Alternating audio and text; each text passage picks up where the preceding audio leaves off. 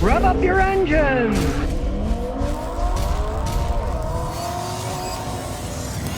Okay, here's an interesting car. Guy bought this used Mustang Boss 302. One of the few cars, if it's in good shape, that you can buy that not only you're not going to lose money, you'll probably make money if you don't wreck the thing. Now, times have changed. These are limited production cars. The first Boss 302s were a whopping $3,500. Yes, I'm not making it up.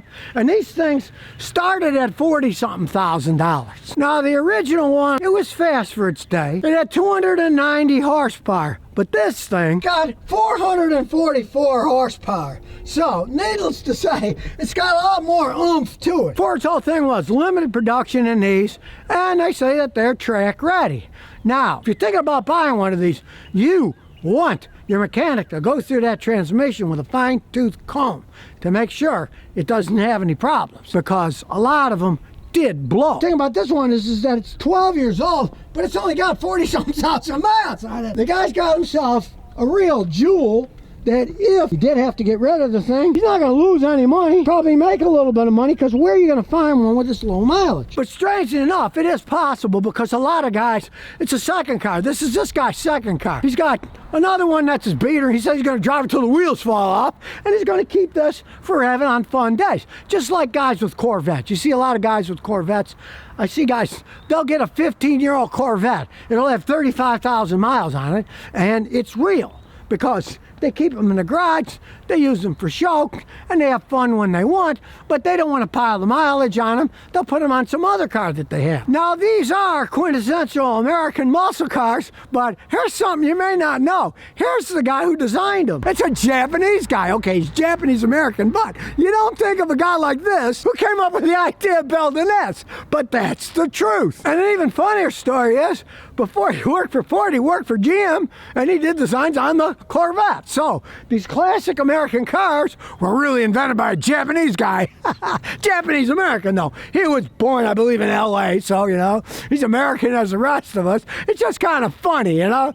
They always give the image of Carroll Shelby, that good old boy from Dallas, Texas, and his Shelby Cobras. Well, these are done by a Japanese American guy there. So, now it is a classic muscle car because it's got a giant V8 engine, 444 horsepower, and in the middle is a 6-speed manual transmission going to rear wheel drive. And for you purists, when you go to the back of the car, it's got a big old differential here and a real trick suspension system here.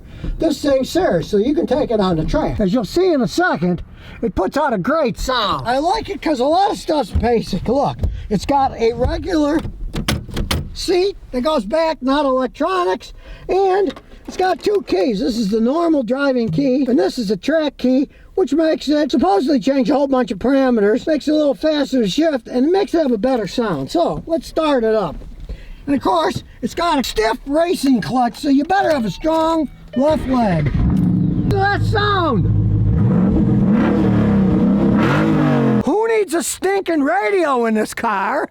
You turn everything off, you roll down the windows, and you go down the road. You can just listen to that thing all day long. And as you heard, it's not obnoxious. It's not like one of those BMWs. They have the special button you push and then it makes little backfire sounds. To me, it sounds like a pile of crap. It's not tuned up right. Did you hear any backfires on this? No. So let's check out the inside. You can tell it's a Mustang, right?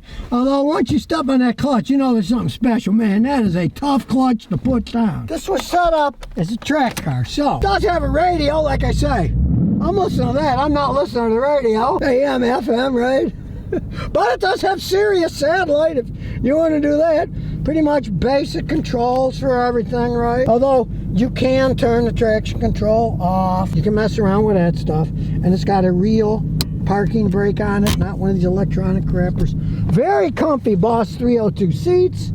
And he's got a kid, so there's enough room for a kid to fit in there. He might hit his legs on a chair, but it does have a back seat. Now, he bought the car from a guy who worked at Ford, and he did a bunch of track stuff. That's why the clutch is so stiff. It's a racing clutch, and he's even thinking, if this clutch does wear out, he might go back to a stock one that won't be so hard to push, because I gotta say, I just made my besides stalling it out, I just made my foot a little sore holding it down for 30 seconds, you know? And if you expect a smooth ride over bumps, you're out of your mind, because it's set for racing. This thing is made to handle. You don't buy these things for smooth ride, and you certainly don't buy them for gas mileage. I had one for a week 10 years ago from Ford, and I got 3 miles a gallon driving that thing around, so have some money set up for gasoline. It's sad but true, they never made the Shelby Cobras that were going to have like 2,000 horsepower and be street legal, because Shelby died and Ford realized they wouldn't make many of them. They'd lose money on a deal, so they never built any of those. But, I mean, I've driven the ones with 667 horsepower, and believe you me, that's enough for anybody, because this thing, hey, it's only 440 horsepower, and look what it does. Oh, that sound. I think I'll just keep driving. You don't want to stop driving when you're in this thing. And listen, not a backfire. This thing is in immaculate shape.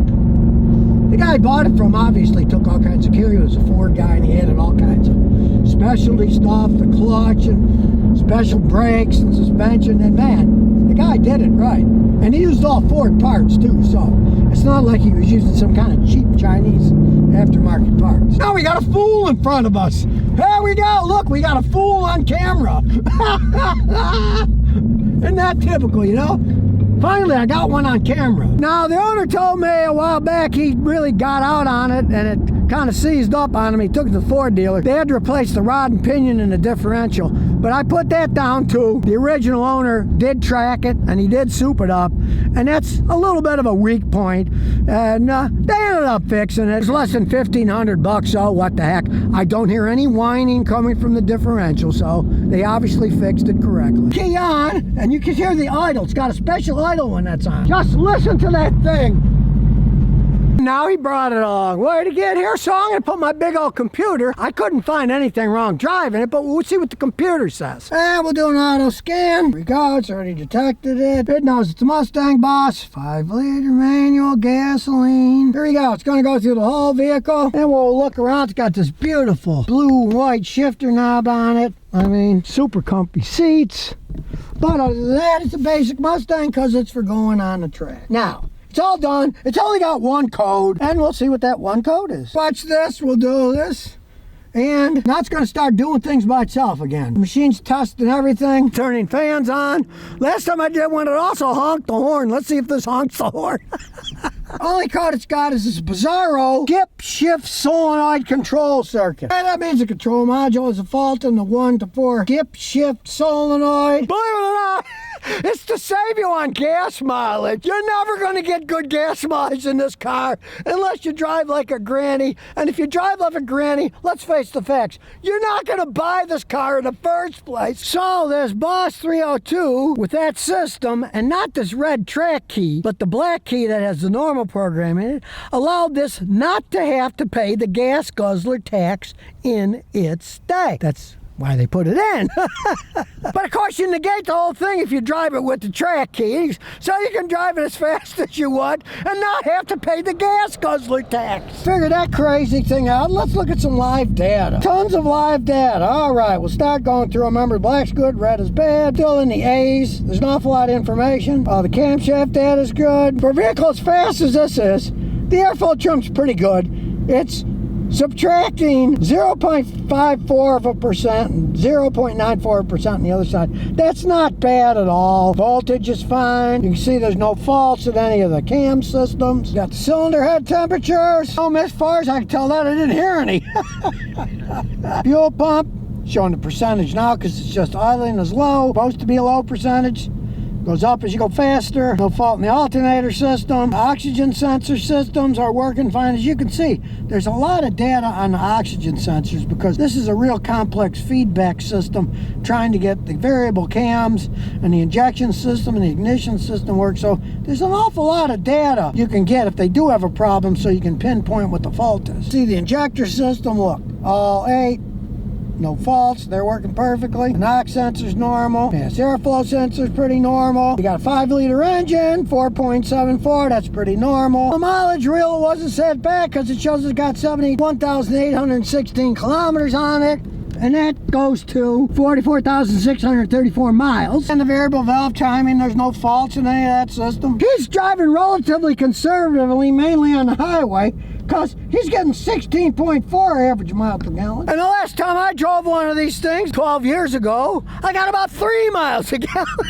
Because I was driving like an absolute lunatic. But I did have policemen in the car with me, so I was relatively safe at the time. They were telling me, hey, Scotty, do a burnout. I said, we're at a police station. And they said, yeah, and we're policemen.